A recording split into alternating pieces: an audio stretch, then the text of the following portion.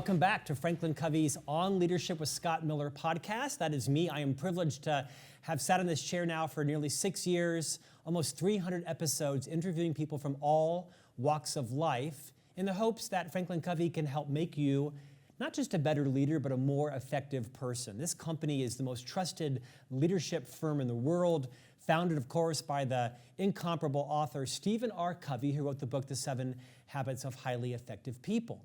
I'm privileged to tape 2 episodes a week that air on Tuesdays and Fridays, bringing to you some of the most profound entrepreneurs, CEOs, business titans, authors, creatives, creators, people that have maybe suffered tragedies that aren't a household name, but have lived to tell about it and teach through their pain and hopefully subsequent joy and gratitude. This morning I was meeting with Franklin Covey's senior finance leader, and he asked me, do I ever get starstruck by the guests? I said, well, after 600 interviews across a couple of podcasts, less so. But I said, I'm actually going down to interview someone quite spectacular that I have been reading and following his columns for years at the New York Times. I'm one of those interesting people that likes to read both the New York Times and the Wall Street Journal, and for fun, the USA Today. But today I'm delighted to feature Nicholas Kristof. He, of course, is the twice Pulitzer Prize winning op-ed columnist for the New York Times. He has won an Emmy. He's a renowned op-ed opinion writer for the Times, attended Harvard, Oxford, a Rhodes Scholar. I think I said he won an Emmy. It's just remarkable what this man has been through, what he's seen, what he's heard. I imagine what he's written and what he's not written. And today we're going to talk about his newest book release titled Chasing Hope, A Reporter's Life. Nicholas Kristof, welcome to On Leadership. Great to be with you. So, Nicholas, I believe I read somewhere where at the time you were the New York Times' youngest foreign correspondent. You had an amazing career. You chronicle a lot of it in this recent book, Chasing Hope, out now. And I'm going to have you recap some of the stories in this book. This isn't a book review podcast. Most of our guests have books, but it makes for such a great conversation. Would you rewind a couple of decades and maybe reorient our listeners and viewers from around the world to this remarkable career you've had? And I'm going to pluck out a half dozen stories from the book and ask you to expand on them. Great. Maybe recap a little bit about how your love for journalism started. I think it was in middle school. There was a newspaper thing going on. Maybe start there and give us some of the highlights of your professional career. Yeah, my journalism career really began totally by accident. At the beginning of 8th grade, I'm from this small town in rural Oregon. I'm actually speaking to you right now from the family farm here. And there were some kids who decided they wanted a school newspaper. And so they held an organizational meeting, but none of them wanted the bother of editing the paper. And so they chose me as editor in absentia. And I wasn't there to object. And it turned out that I loved the writing. I loved the aesthetic element of putting words together. And, it turned out that being editor of a school newspaper and taking on causes of 8th grade girls was a good way of impressing 8th grade girls.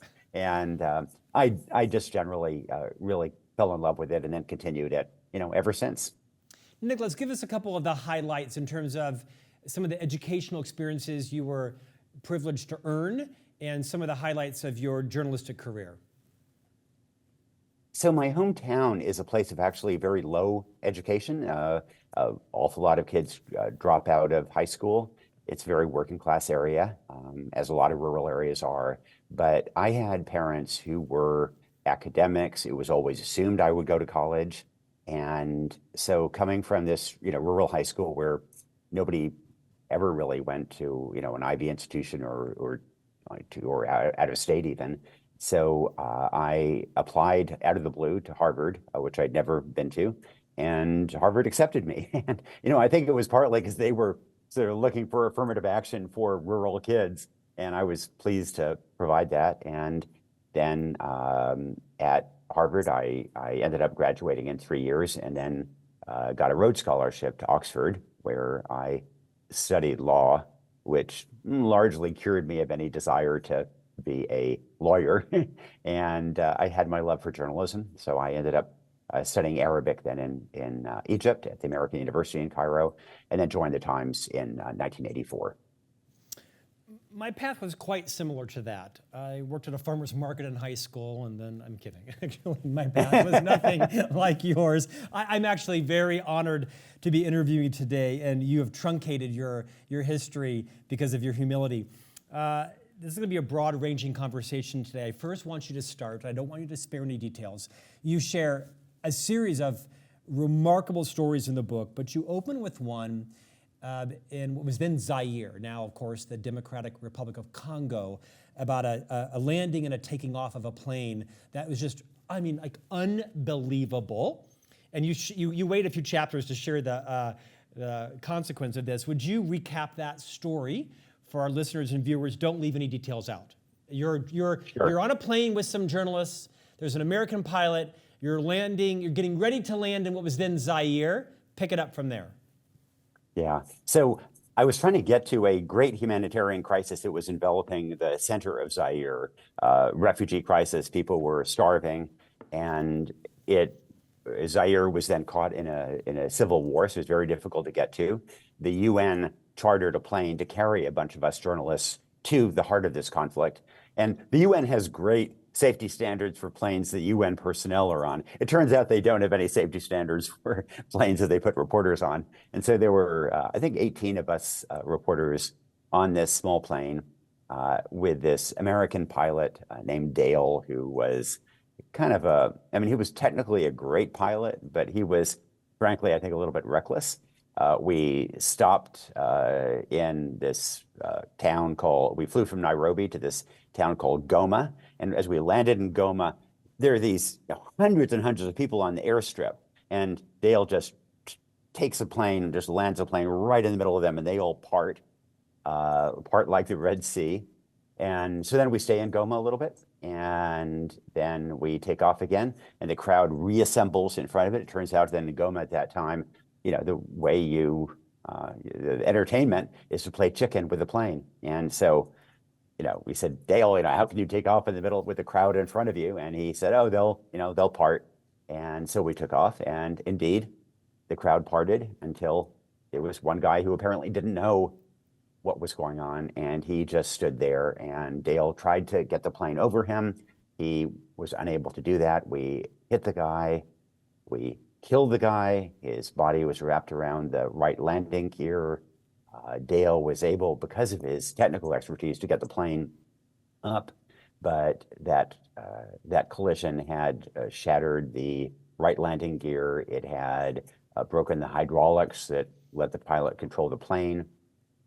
And so Dale couldn't try to land the plane where he just killed somebody. He thought then we'd all be beaten to death.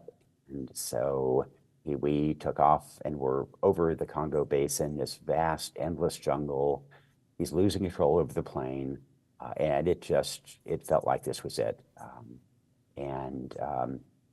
It was hard to see how we could ever land the plane anywhere.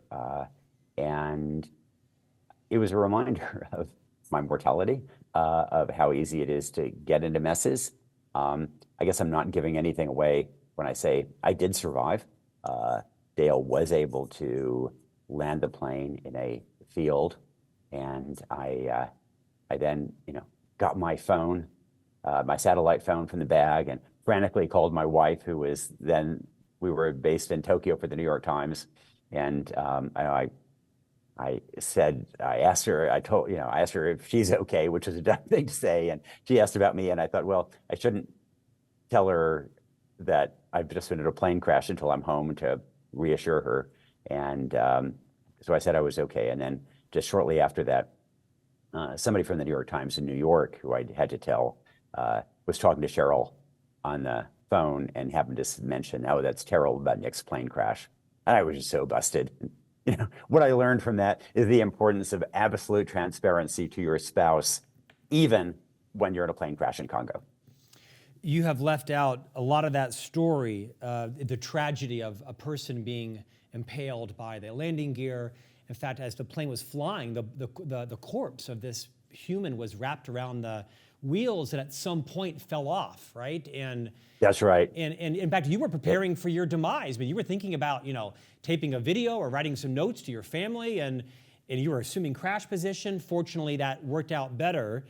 But this is one of endless stories like this in your book. I'd love to skip forward. Nick, you're a journalist at the New York Times, and you're a foreign correspondent. You write, I follow your op-ed contribution. What story are you most proud of that either you were involved in or you led, that you exposed the truth about something, and as a result, people lived, people were happier, democracy came, there was joy? Maybe pick one instance where you were reporting on something, and as a result of that, the world is a better place.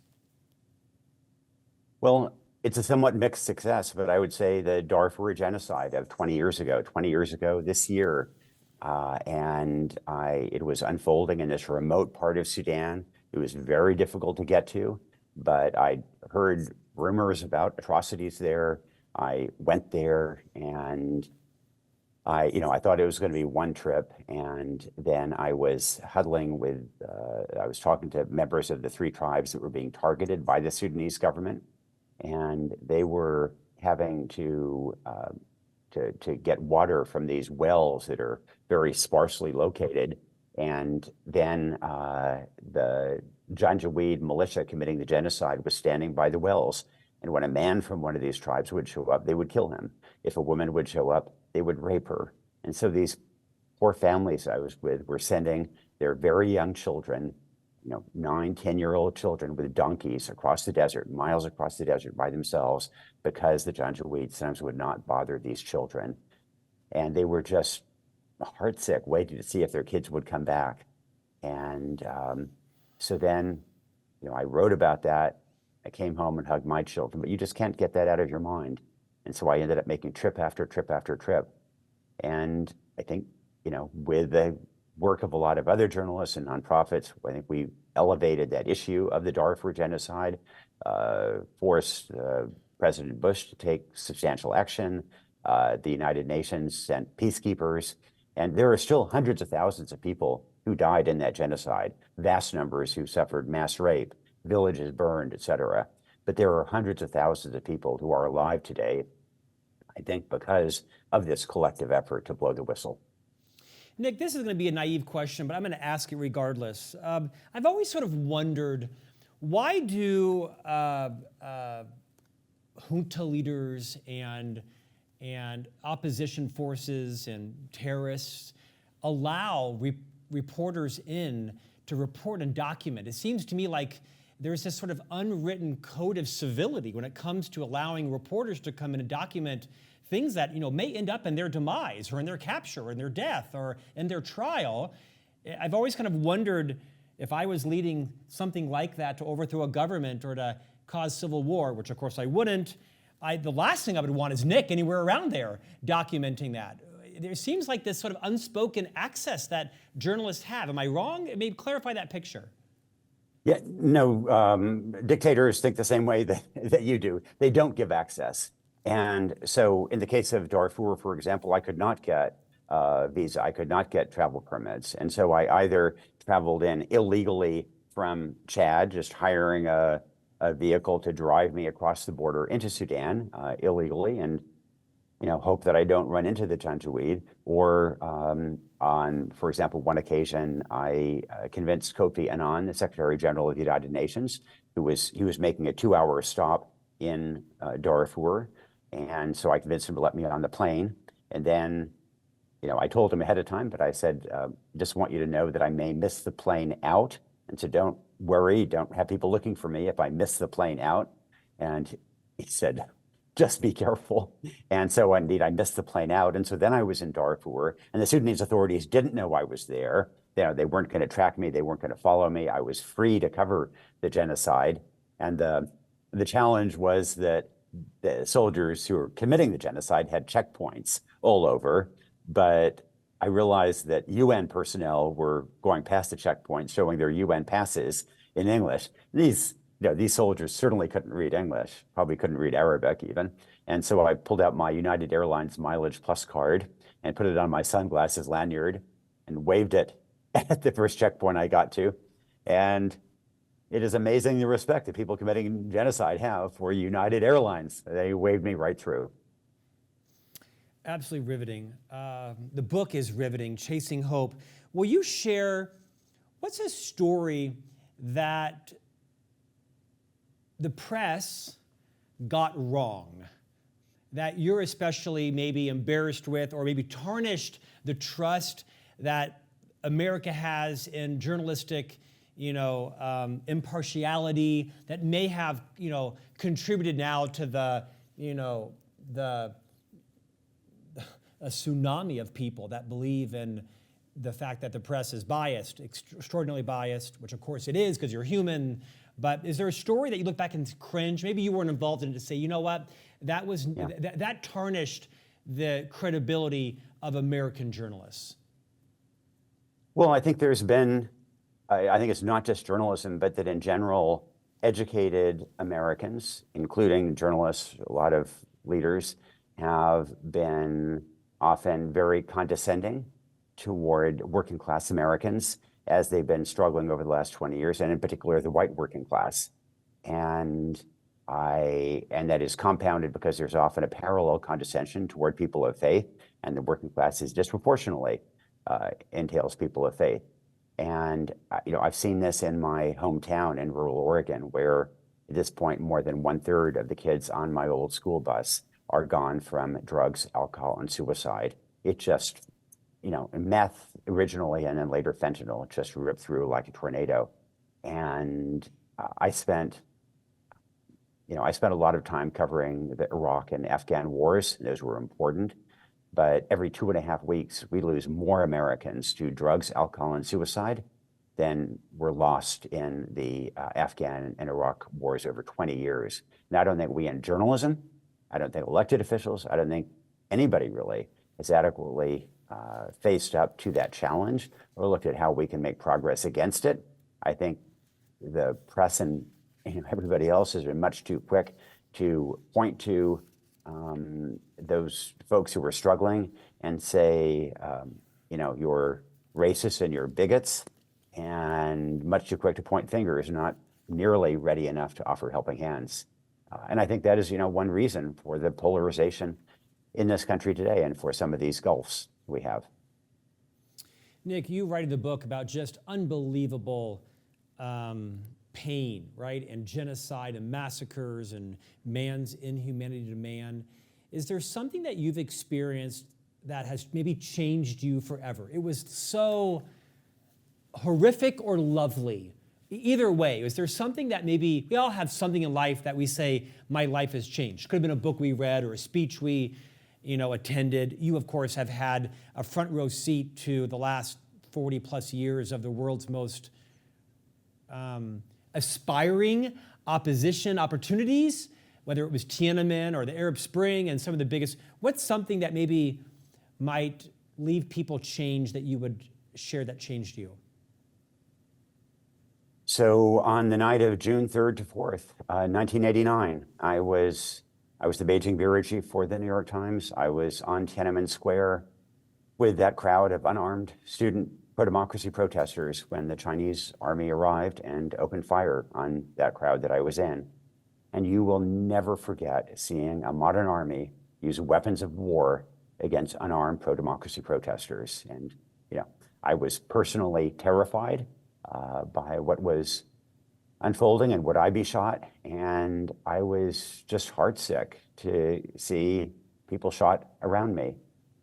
It forced me to reflect on my journalism. I had been a little scornful of some of the workers, some of the peasants who would join the protests, and I'd written things like that, they say they're for democracy, but they can't really define democracy. They don't really know what it is. And that night, it was those peasants, those workers who they might not have been able to define democracy, but they were risking their lives to die for it. And there were these peasants from the countryside who were rickshaw drivers, and whenever there was a lull in the firing, they would pedal their rickshaws out toward the troops and pick up the bodies of kids who'd been killed or injured, and then pedal them back frantically for their lives and take the kids to the hospitals. And it was courage in the face of true evil that really moved me and inspired me. And in this country, I think because we often take democracy for granted, we don't always appreciate what we have.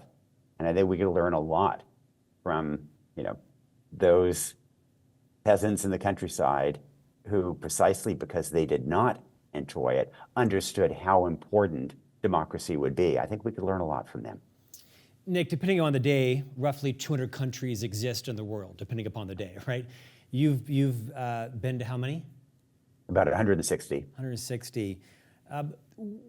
What does the world not understand about how the world really works? It's a big question, I know, but if you had to say, this has been my experience of here's how the world really works, and the average American like me, hardworking, has a family, fairly educated, doesn't really understand, what would that be? So I think we all tend to otherize people based on their skin color, on their religion, on whatever it may be. And travel tends to undermine that kind of prejudice. And you find incredible hospitality. You find people, certainly have different beliefs about how men and women should interact, about what is appropriate garb, about appropriate behavior, but fundamentally all eager for their children to live better lives, eager for good things for themselves, for some voice over their own, for their own lives. And that sense of common humanity is something that I certainly learned and seen. And I've had I've landed in difficult positions. And one reason I'm here talking to you right now is because people from very different cultures have been willing to step up and speak up and keep me alive when I've been in trouble. I know you are not a geopolitical strategist, but you certainly, after 160 countries and having seen and interviewed the most influential people in the world, you have an opinion.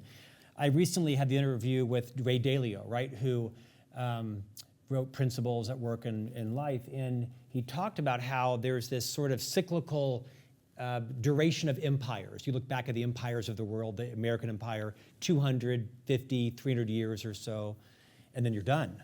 And you could argue that America is coming up onto that sort of fork in the road in terms of, just historically how long an empire, if you want to call it American empire, some would, or peacekeeper.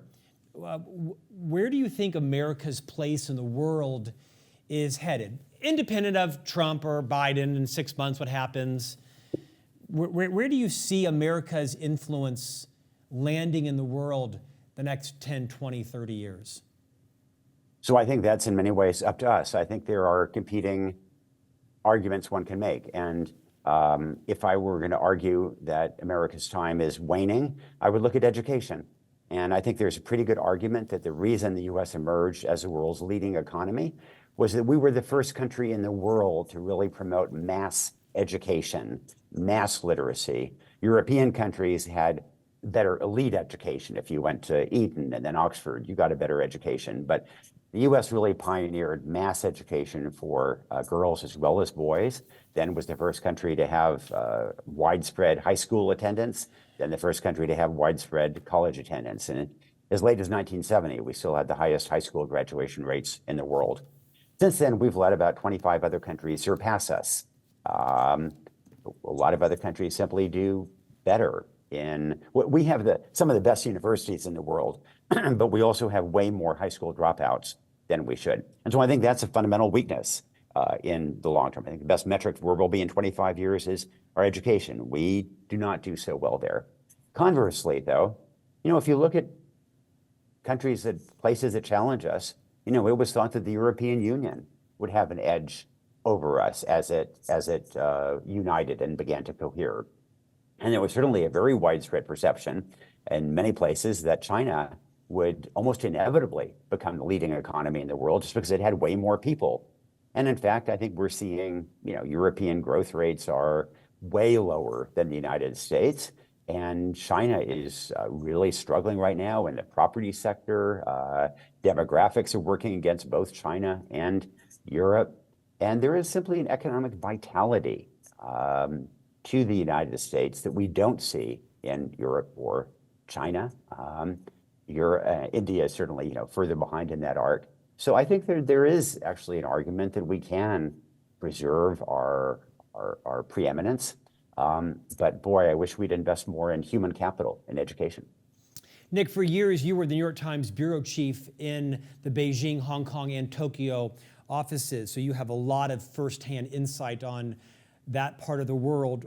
What does America get wrong about the rise of China? You touched on it a little bit there, but if you watch the news and read the papers and read books, you, as an American, would be quite concerned about China's intention, especially with Taiwan, about the coalition forming between Russia and China, perhaps even Iran and North Korea and all that. I don't want to call that the axis of evil, but it's certainly an axis of something. Talk about what Americans should know about what you think are China's intentions. So I think that Americans are right to be deeply concerned about the risk of a conflict with China. That could be in the East China Sea around Taiwan. It could also be in the South China Sea around the Philippines. Xi Jinping, the Chinese leader, is somebody who I think is kind of very full of himself, somewhat impetuous, more willing to throw his weight around. And I don't think he would simply invade Taiwan tomorrow, but might he cut internet cable links? Might he press Navy ships, Air Force planes in ways that lead to an accident that escalates? Absolutely. I think that's a risk. And so I think we're right to be concerned about those kinds of risks. I think that we make two errors of judgment in trying to respond. One is that I think we, partly because Democrats and Republicans are united on this, the one thing they agree on is the importance of telling to China. But I don't think we get clearly enough that there is a fine line between deterrence and provocation. And I think sometimes we end up taking steps that don't actually strengthen Taiwan, for example, but actually increase the risk to it. And I think Nancy Pelosi's visit to Taiwan when she was Speaker of the House, I think is an example of that. That did not make Taiwan more secure. I think it put Taiwan more at risk. And I think the other thing that we get wrong in terms of the China challenge is that fundamentally competing with China in the long run, I think it's going to be less about the missiles we provide Taiwan and the hardware, we reposition in the Philippines, although all that is important, but rather more about the degree to which we can strengthen our own capacity. And that's everything from getting all American kids literate and numerate, building up our industrial capacity here in this country, just being more prepared. And I think we have a lot of room to grow there. Nick, somewhat unusually, you've had your feet in both canoes, right? You're most well known as a journalist, a war correspondent, opinion editor, author, but you also had a stint in politics, which you write about in the book. Tell us about, for those who may not remember that or know about that, it's an unusual, two canoes to have your feet in, kind of wobbly, right? Talk about that, what lessons you learned, and maybe share like a moment of levity of what you've learned about yourself from that experience. Absolutely. So I ran for governor of Oregon, partly because I was just so frustrated by both what was happening in my hometown and that urban-rural divide, which I had kind of 1 foot in each camp straddling, and also by the mess in Portland. And Portland had a real crisis with homelessness, with public safety, with kind of a vision for the future. And my political career did not last long. The Oregon Secretary of State bounced me out of the race. She said I did not meet the residency requirement. She was then forced to resign in a corruption scandal soon after. So there was a certain amount of karma, perhaps. But one of the things that I really learned is that as a journalist, I'm paid to be provocative, to say what I think, whether or not people agree. And it is hard. It's a lot harder when you're scrambling for votes and for campaign donations to feel that freedom. And I used to meet with donors in Portland, for example, and these are Democratic donors in a primary who tend to be quite progressive, quite left, and they'd be very upset about the situation in Portland, and they'd also be ferociously hostile to Republicans and want some denunciation of Republicans. And I just kept thinking, we can't blame the mess in Portland on Republicans because there aren't any Republicans in Portland. But that's a hard message to send when you're running in a Democratic primary. And also, the median dollar in a primary is coming from somebody who's 67 years old. And it's not a group that is particularly animated about the crisis in education. I think it's hard to galvanize people to care about issues that are not currently on that agenda. Nick, last question. I think there's a certain portion of society, Americans, that discount anything that comes out of the New York Times. Just like there's a segment that discounts anything that comes out of anything Rupert Murdoch owns or has touched on the right, if you will, the Wall Street Journal. What would you say to the American that would discount much of your reporting or writing because of their perceived association with you with what some might be not all the news that's fit to print, but all the news they choose to print and report on? How do you try to keep your opinions left of center, right of center, center? I mean, wherever you land, how do you try to be apolitical in your writing, or do you choose to? I don't exactly try to be apolitical in the sense that, I have my beliefs and I care about them and I'm an opinion writer, I want to win people over. But I think it's really important to also pair that with a real sense of humility. And one of the things I have learned in covering the world is just how often I end up getting things wrong. And I think that both left and right often don't appreciate, how much they have screwed up. My generation on the left was kind of lucky because we were very conscious that the left had been wrong on one of the great issues of the 20th century, which was kind of communism. And there were far too many on the left who were soft on Soviet communism and then soft on Chinese Maoism. And I think that helped keep us a little more humble about our propensity to get things wrong. And, meanwhile, the right in that period, they were, fundamentally wrong on civil rights, on gay rights, on, so many other issues. But even if you just look at COVID, I think many people on the right were fundamentally wrong about how much of a risk the virus posed. And there were studies suggesting that conservatives were dying at disproportionate rates because they didn't take it seriously enough. On the other hand, if you looked at the education response to COVID, the liberals, especially on the West Coast, got it completely wrong. And we had prolonged school closures that were devastating to the neediest kids. So I try to approach my opinion writing with a deep understanding that I may be wrong.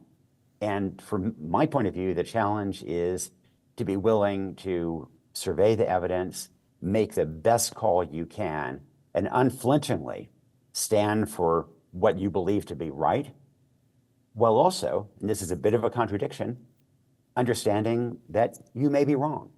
And I think that an awareness of that contradiction somewhat reduces the tendency towards sanctimony, to finger wagging, to try to shout people down, none of which have ever persuaded anybody of anything.